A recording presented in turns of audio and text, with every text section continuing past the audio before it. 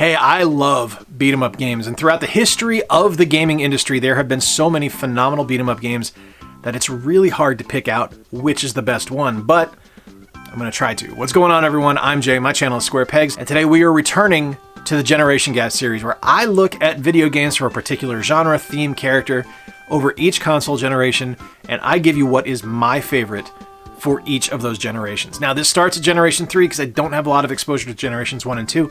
So we're starting with the NES era and we're going through to today on the PS5 and the Xbox One and the Nintendo Switch. Let's take a look at what my favorite beat 'em up is from Generation 3. Up first for Generation 3, we have Double Dragon 2, and this is such a spectacular beat 'em up and really helped launch the genre as a viable form of gameplay. Now, Double Dragon 2 and River City Ransom are the ones I kept going back and forth on this one, but I went with Double Dragon 2 because it was something that I haven't really talked about much on the channel before, if at all, and I really wanted to kind of dive in a little bit deeper on this game and have some more fun with it. And I love the gameplay in this one. This continues the story of Billy and Jimmy Lee, and it's just classic Double Dragon combat that is so simple to pull off, but is also equally difficult. Using whatever button is corresponding to what direction you're facing to punch or kick takes a little bit to wrap your head around because it's so different than anything else on the NES, other than obviously the original Double Dragon and future Double Dragon games. But it's such a clever game and so well done, with incredible music and spectacular graphics and phenomenal gameplay. I enjoy this more than the original Double Dragon just because I think it's a little bit more forgiving, and I think it becomes a more complete game because of that. It's a lot easier to get into and just enjoy, and Double Dragon 2 is a wonderful title, and I think one of the absolute best beat-em-ups on the NES.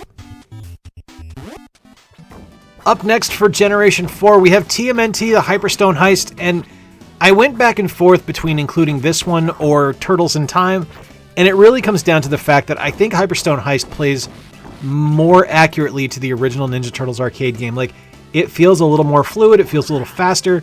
I think the gameplay is more solid. It's just really a wonderful game, and you can't go wrong with any of the Teenage Mutant Ninja Turtle games. Like, no matter which one you would nominate as the beat-em-up of choice, it's gonna be the right pick, don't get me wrong. I just happen to think that Hyperstone Heist, for me, is a bit of a better game. I have more fun playing it. I really love the animations in this game and just how good everything looks and how classic it feels. Like, it feels equal parts throwback and something that I would still find today in arcades and still pump a bunch of quarters into to play. It's exactly the type of game I want, with just amazing character animations, fantastic enemies, endless waves of Foot Clan soldiers and robots. It's just one of those things where it's something I want to keep playing, and that's really all you can ask for when it comes to a beat 'em up. Teenage Mutant Ninja Turtles Hyperstone Heist is one of my favorite games on this list, and like, it's just great. You can't go wrong with any of them, but this one is my favorite. Generation 5 brings us to Jackie Chan Stuntmaster, which I did not expect to enjoy nearly as much as I do. This is a spectacular 3D beat-em-up starring one of the greatest action stunt heroes ever in cinematic history, in Jackie Chan. The game is just a ton of fun to play. There's a bunch of different attacks that you're able to do, and it's really a standout as far as the crispness and the smoothness of the audio for the PlayStation 1.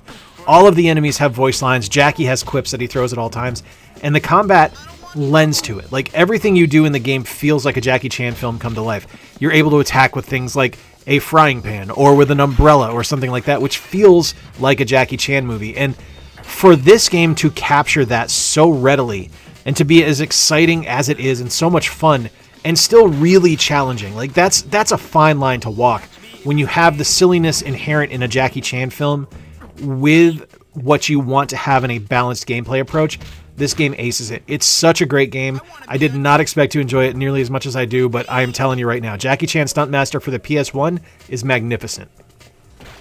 I lost my save file on this game, so we're starting right from scratch on this, but this is Astro Boy Omega Factor for the GBA, and I think this might be my favorite example of a great beat-em-up for Generation 6. Now, don't get me wrong, there are a ton of other spectacular Generation 6 beat-em-ups, but this one right here is just wonderful. I love the Game Boy Advance, and the games that were released on it are amazing. There are so many spectacular titles on here, and Astro Boy Omega Factor might be in the top 10.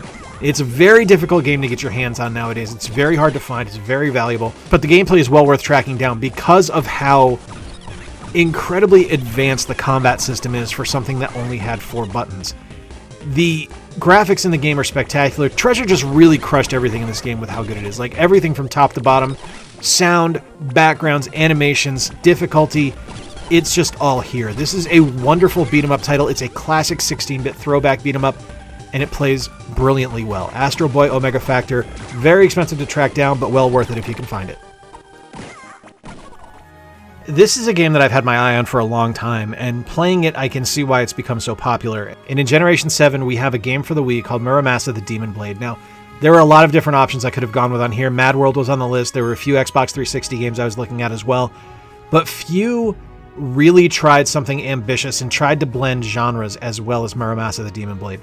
This combines RPG elements and awesome beat-em-up action to create a truly unique and just absolutely stunning game. Like, this is one of the best looking games on the Wii, like, hands down. It's just absolutely stunning. The gameplay is very, I don't want to say it's simple because there's a lot of complexity to it, but the gameplay is very easy to understand, at least, as far as like a logical progression. As the game gets more difficult, you understand the different moves you're supposed to pull off.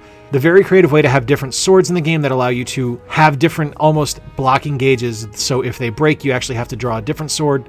It's a very clever take on the beat-em-up genre that I did not expect. It might not be the most classic version of a beat-em-up, and I understand if some people might take exception to that, but I really think that this is a very clever game and something that a lot of folks need to take a chance to try out.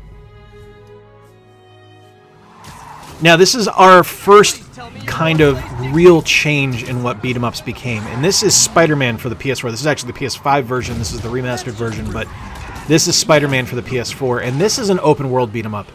And the thing I really like about this is that it made superheroics feel real. I felt like I was Spider-Man. I talked about this a couple of days ago in the licensed video games piece I did, but this is the first time I've actively played a superhero game where I felt like the superhero.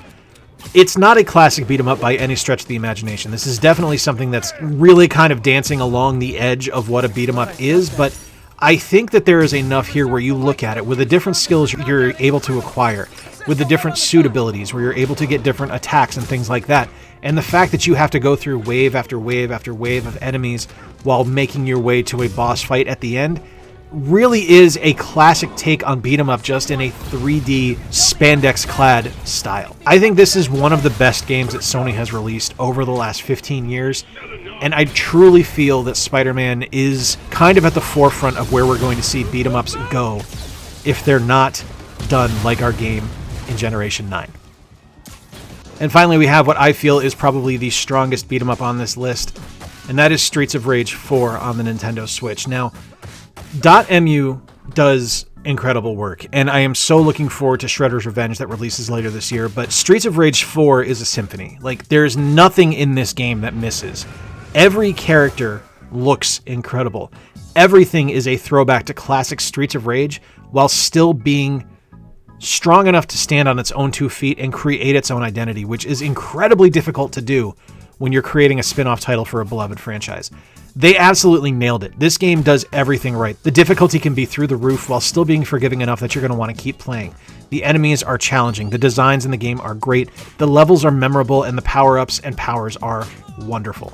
Each playable character in the game has something unique and memorable to them that is lacking in certain beat-em-up games from previous generations. There are certain games that I really enjoy, but I couldn't tell you what every character does. But the way that Streets of Rage 4 goes about things, by giving each character their own identity, and their own personality, and their own style, and their own unique attacks, make this, in my eyes, the hallmark of what a beat-em-up game should be.